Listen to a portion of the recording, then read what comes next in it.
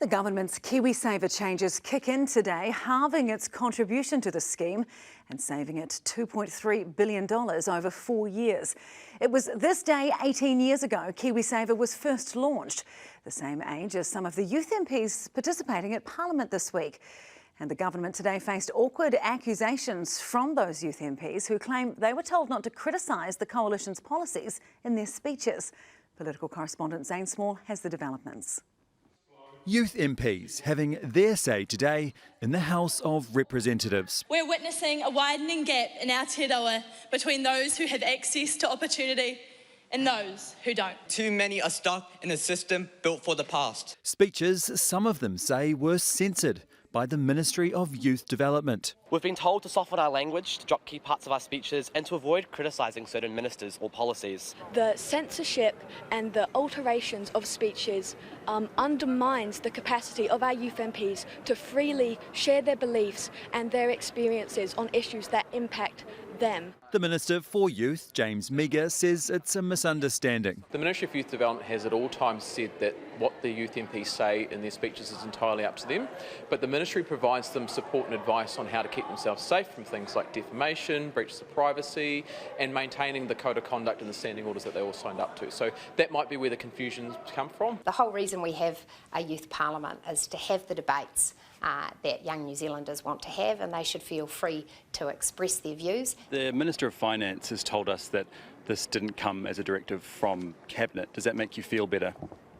No, because I think it still shows that there is systematic injustice. We've been told to not argue on either side of contentious issues such as the pay equity reforms. The opposition filling in the gap and bringing the government's pay equity changes back into the political spotlight. I can vow that Labor will be doing everything we can to support you and to make sure that we get this right for our care and support workers. Today, care workers were presented with giant fake bank cheques, representing the amount unions say they missed out on, after the government narrowed the scope of pay equity claims, saving nearly $13 billion. The 1st of July marks 3 years since their pay equity claim was made. It has been a long haul, especially for those grandmothers, mothers, daughters that have put in their hard work to be valued. Today also marks the beginning of the government's changes to KiwiSaver. Its contribution to the scheme will be halved to $260 a year. Those who earn more than $180,000 will no longer be eligible for the government's contribution.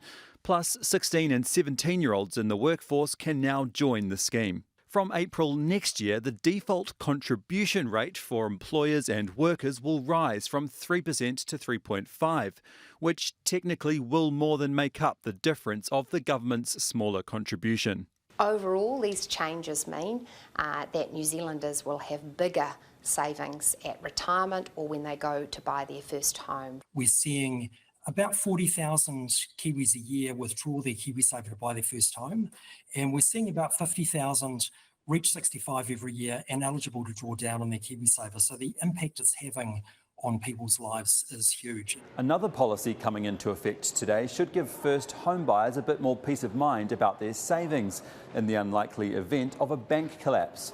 Under the new deposit compensation scheme, deposits with banks and other lenders will now be insured up to $100,000 per person. The scheme is in line with what Australia, the United Kingdom, other countries around the world have, and it's being paid for by the financial institutions themselves through a levy. Some solace, perhaps, for these fired-up youth, that their savings in the bank will now be protected.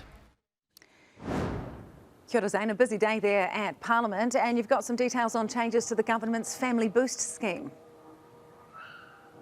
Yeah, that's right. Family Boost was National's flagship policy for parents. It promised a rebate of up to 25% of the cost of early childhood education.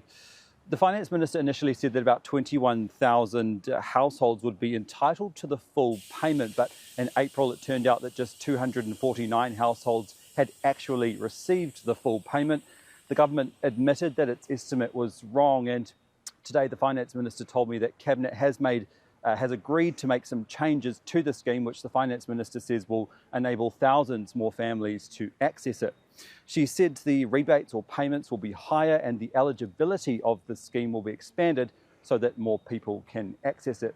The changes will come into effect from October, and we're told that a fulsome announcement is to come.